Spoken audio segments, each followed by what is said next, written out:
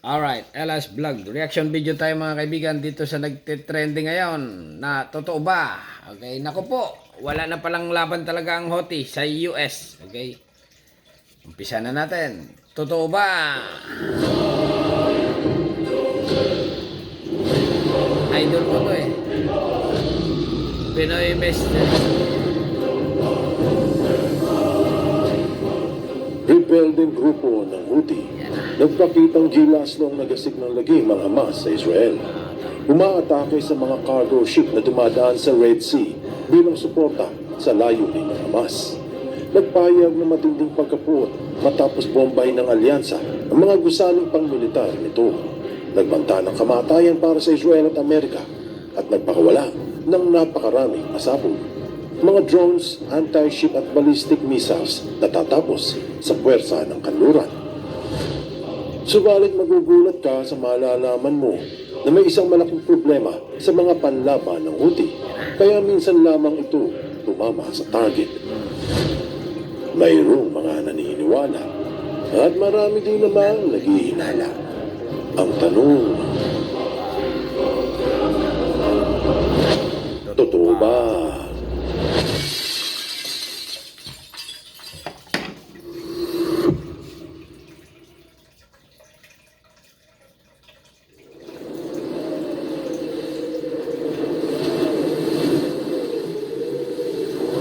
Mabel Mandes Strike.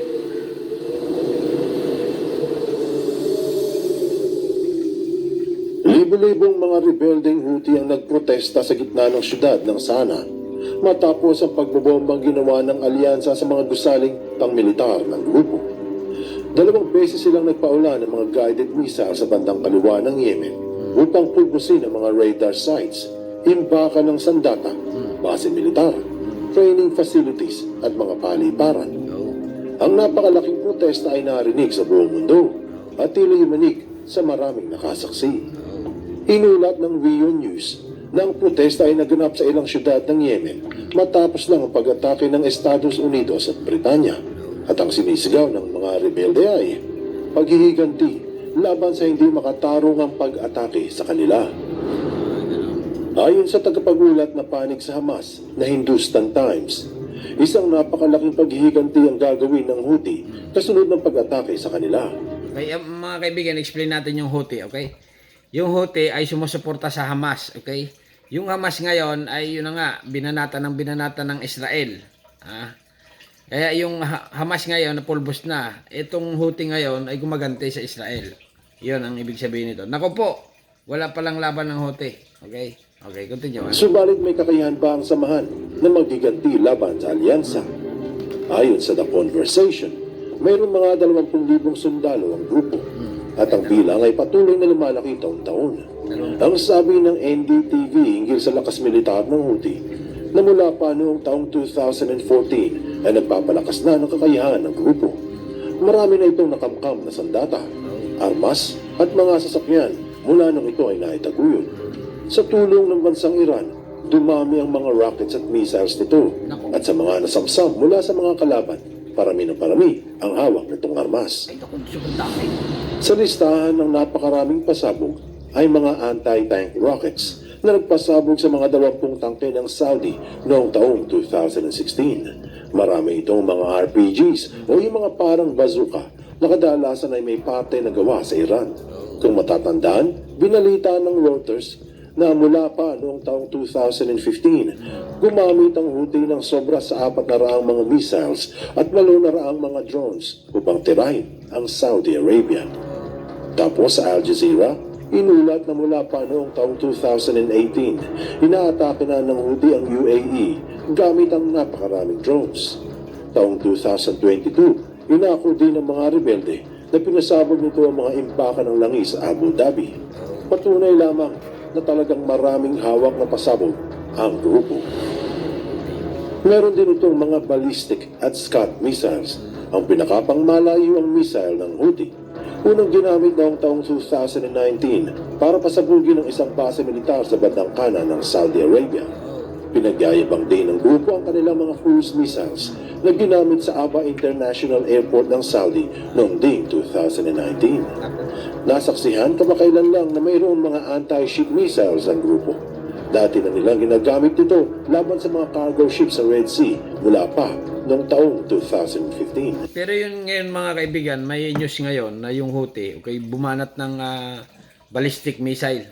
Okay, ngayon lang, bagong balita. Tinamaan yung cargo ship ng US, umuusok-usok ngayon. Kaya ang US lalong nagalit.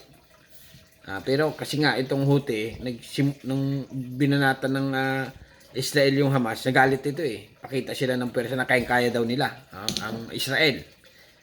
Yun ngayon, kalaban nila ng UK at saka at US. Continue lang ha, medyo sumingit lang tayo ng konting komersyal. Continue lang.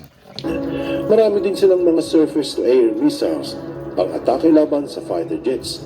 Ginamit para pasabugin ng ilang drones ng Amerika noong taong 2017 at 2019. Pero nakakatakot man ang mga pasabog ng Houthi. May isa itong mabigat na problema. It's a narrow strip of water in the Middle East that leads to the Suez Canal, a crucial trade route linking Europe and Asia. But recent attacks... Bagamat maraming pasabog na hawak ang grupo, ang mga ito ay kadalasan pinaglumaan na ng Iran at yung iba ay teknolohiya na gamit pa noong panahon ng Soviet Russia. May ilan din na pinatatakbo ng lumang semiconductor o lumang microchip. Kaya ang malalakas na pasabog ay kadalasan pumapaltos at minsan madaling pasabugin sa ere. Kung maaalala noong 10 ng Enero, naglungsad ang Houthi ng pinakamalakas nilang pag-atake sa Red Sea. Marami ang naniniwala na ito ang tatapos sa hukbong pandagat ng alyansa. Binalita sa maraming pahayagan ang sari-saring drones at missiles na pinakawala ng mga rebelde upang ipakita sa buong mundo ang kanilang kakayang magsagawa ng airstrikes. Pero ang sabi sa Sky News na walang napalubog ng Houthi ni isang barko. Walang napalubog yung Houthi kahit tumira ng tumira, hindi na napalubog. Pero apoy lang. Ganon. Mayroong naniniwala. Marami naman ang nag-iinala. Ang tanong, totoo ba? Continue.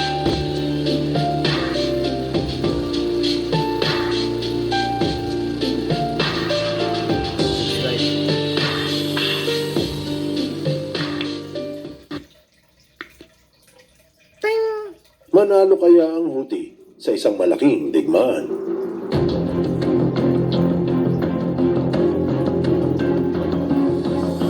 Pulbo sa Amerika yan. Ang pinakamalaking airstrike ng Houthi sa Red Sea ay sinalubong ng harapan ng pinagsamang pwersa ng Amerika at Britanya. Ito nga ang ulat sa NPR na noong 10 ng Enero nang nagbinsad ang Houthi ng pinakamalaki nilang pag-atake. Pero wala talaga itong napasabog ni isang barko. Kahit nga ang Hindustan Times na panig sa kanila ay walang inulat na may barko na palubog. Hindi na ito nakapagtataka dahil kahit noong Oktubre, inulat sa All Arab na napabagsak ng Saudi Arabia ang isang missile ng Houthi na pinalipad papuntang Israel. Tapos buwan din ng Oktubre ang sabi sa AP News na napabagsak ng US military ang ilang missiles at drone ng mga Houthi. Kasi nga mga kaibigan, sisingit na naman tayo, okay? Kasi nga ito yung Red Sea, alright, Red Sea. Diyan yung dumadaan yung mga cargo ship. Bago yung Houthi, tumitira ng missile. Ngayon, itong cargo ship, may mga may mga backup na American warship. Yung American warship mga kaibigan, ay parang may mga Iron Dome yan. Okay? Kaya pag tumira ng missile ang Houthi, sinasalubong ng Iron Dome ng warship ng Amerika. Ganon. Kaya wala talaga mapasabog. Nasasalo. Continue lang ha. Tapos ba naman ng Nobyembre, binalita sa FDD na binaraan ng Arrow 3 defense system ang isang Houthi missile. Ilan lamang ito sa mga patunay na mahina talaga ang kakayahan ng mga sandata ng grupo dahil luma na ang teknolohiyang ginagamit. Makikita na ang mga ito ay madalas pumapaltos, minsan ay napapasabog. Luma na. Ganun pa man, madalas na inuulat ng supporter ng Hamas na Hindustan Times na nakakatama nga ang grupo, pero ng mga cargo ships na nagkakarga ng mga produkto. Katulad ng binalita noong Disyembre, sinabi na ang unang tagumpay ng grupo ay nung tinamaan ng kanilang missile ang cargo ship ng Maersk na papuntang Ehipto. At noong Nako. 15 ng Enero, tinamaan din ang barkong Gibraltar Ngayon, may Eagle tama na ng naman. Amerika. Tinamaan lang. Meron din pero itong binalita sa kanilang YouTube channel na natamaan ng USS Lagoon. Pero makikita sa video na hindi ito napalubog. Anong tanong pa man, tila talagang gustong ipakita na may kakayahan sila na makipagsabayan sa alyansa. Sa YouTube, ipinalabas na nag-iensayo na ang grupo para sa plano nitong paghiganti sa pagbomba sa kanila noong 11 ng Enero. Tinawag itong The Battle of the Promised Conquest and Holy Jihad. Mukhang ang labanan ay isang religious war para sa grupo. Sa video, nagpamalas ang Houthi ng kanilang mga kaibigan, yung gira ngayon sa Israel, parang labanan na ngayon religion to religion na ganun. Continue. Mga at napakalaking pwersa. Ang pwersang pinaniniwala ang tatapos sa buong armada na nasa Red Sea. Kasama sa napakalaking pwersa ng Houthi ay mga 3 tangke, 4 na jeep, 3 maliliit na howitzer at 4 na drone operators. Marahil ito lamang ang pinakikita para hindi gaano matakot ang kanilang kalaban. Sa video, paulit-ulit na nire-replay yung nakakasindak na pagbomba nila sa isang bundok at pagpapasabog sa mga sirang sasakyan. May matching epic music pa para ipamalas ang napakagaling na militar. Pakitang ng Houthi, nagpapakitang gilas lang, okay? Parang lang yan. Movie lang ang ginagawa nila. Inulat na ang gagawing paghihiganti ng Houthi ay nakapanlalamig daw ng kalamnan at malaki ang pagbabayaran ng kanilang mga kalaban. Ang sigaw ay Death to America, Death to Israel. Ayun yung Yemen, okay? Yung mga nag-arali sa Yemen, ganun nga sinisigaw. Death of America, Death of Yemen, ganun. Masamang kanta na talaga namang tatago sa puso at nakapangangatog ng tuhod. Sa kabilang dako naman, ilang milyong mga taga-Yemen ang nagkakandagutom. Ayon sa NPR, kagutuman at kakulangan sa pagkain ay nananatiling malubang problema para sa milyong-milyong mga nasa Yemen. Hindi lamang ang mamamayan. Bakit hindi na lang kaya asikasuhin nila yung nagugutom? Hindi yung kasi yung Houthi mga kaibigan, sa Yemen yan, okay? Rebelde ng Yemen, kaya lang yung government ng Yemen sumusuporta rin sa nila. Sa terorista, ganun. Sila rin yan.